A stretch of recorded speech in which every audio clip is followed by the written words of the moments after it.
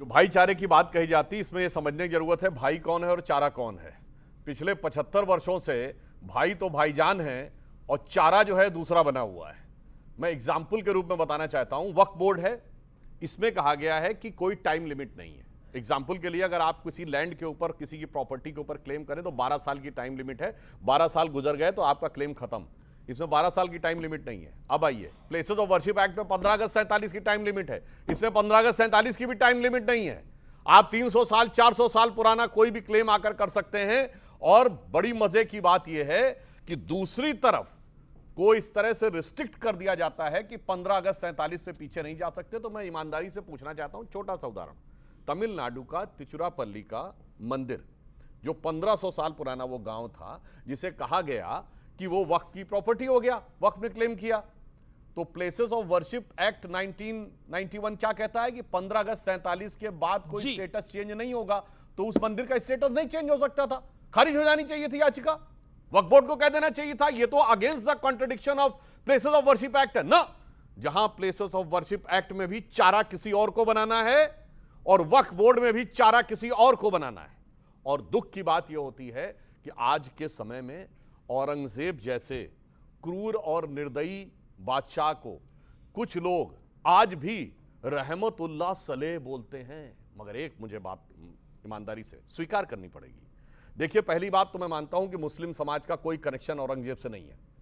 आज तो जेनेटिक्स भी कनेक्ट करा लें तो कोई कनेक्शन नहीं है। जिस तरीके से हिंदुस्तान के किसी क्रिश्चियन का George fifth, queen Victoria, Wellesley से लेके वॉरेन हेस्टिंग से लेके और वेवेल तक कोई कनेक्शन नहीं है, तो इनका भी कोई कनेक्शन नहीं है। मगर एक खासियत सियासत देखिए, cutting across the party line मुस्लिम औरंगजेब के साथ खड़ा है।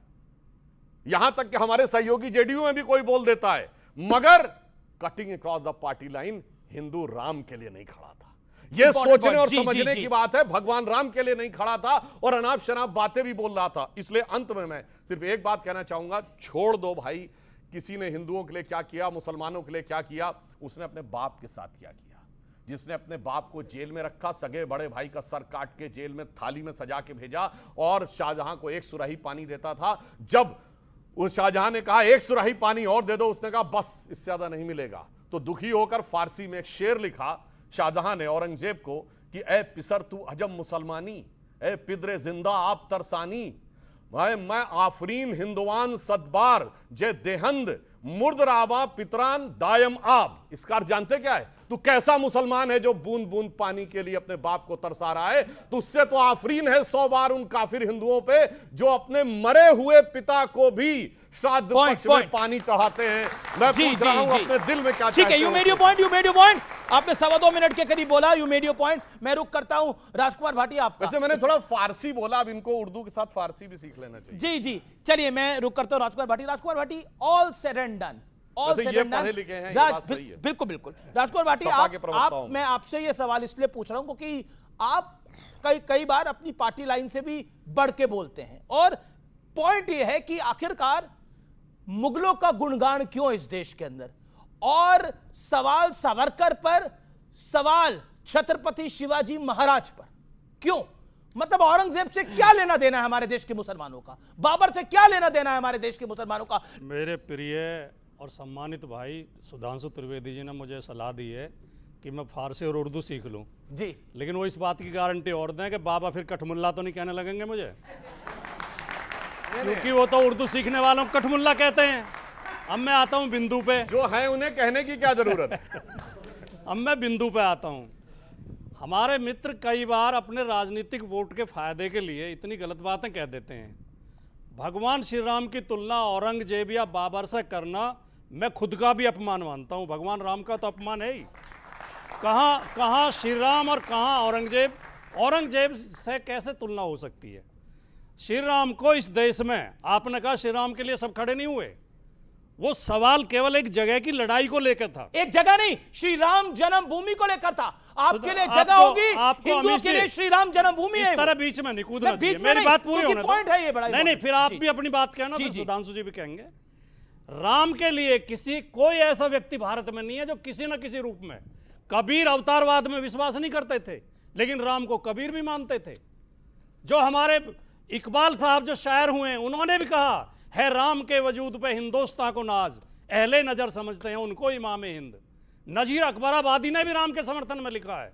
रस खान ने श्री कृष्ण की भक्ति में क्या क्या सुंदर काव्य लिखे हैं, इतने किसी हिंदू ने भी नहीं लिखे होंगे। मानस हो तो वही रस खान, बसो ब्रज गोकुल गांव के ग्वारन, तो इतने अच्छे अच्छे छंद उन्होंने लिखे हैं। तो ये नहीं कह सकते। रही अब बात आते हैं मुगल पे, कि मुगल का तो शायद कुछ हजार मुगल होंगे अगर इस देश में हुए तो, अगर हुए तो। और मैंने तो एक अखबार में खबर पढ़ी थी कुछ साल पहले कि जो उसके बहादुर शाह जफर के वंशज कलकत्ता में रिक्शा चला रहे हैं, कहीं मजदूरी कर रहे हैं। मुगल का तो नाम निशान खत्म हो चुका, मुगल को तो जिंदा आप रखे हुए हो।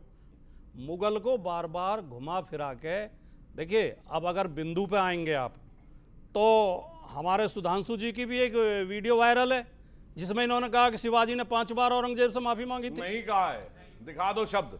माफी मैंने तो ये कहा कि वीडियो वायरल है। वही कह रहे हैं, बगैर पढ़े आदमी 14 सेकंड के वीडियो निकाल दूंगा अभी वैसे। निकालिए। जब तक मेरा मैं निकाल के सुनूंगा। ठीक है सुधांशु जी, आपकी बारी।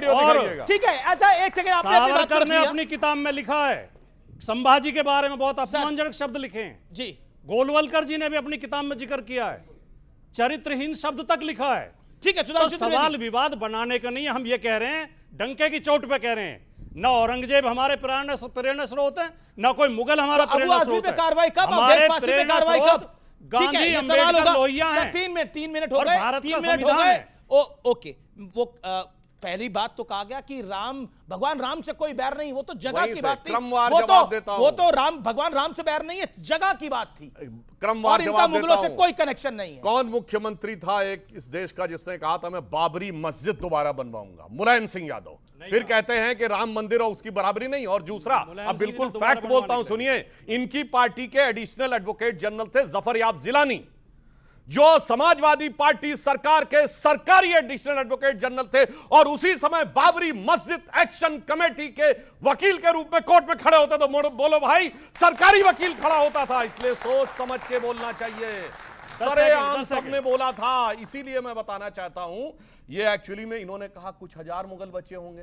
ये 2007 में औरंगजेब की मौत की 300वीं वर्षगांठ पे कितना बड़ा जलसा हुआ था। देखो दिल्ली में कुछ हजार लोग आए थे।